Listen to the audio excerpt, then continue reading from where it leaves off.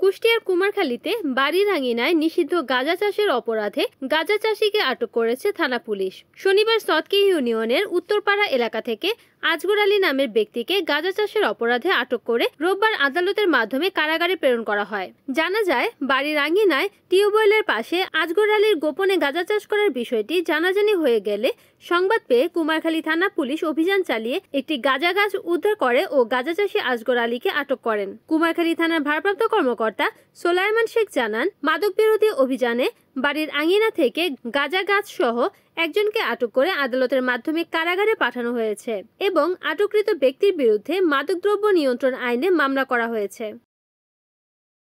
Report করেছেন কুষ্টিয়া প্রতিনিধি Nazmul Hasan, NN TV.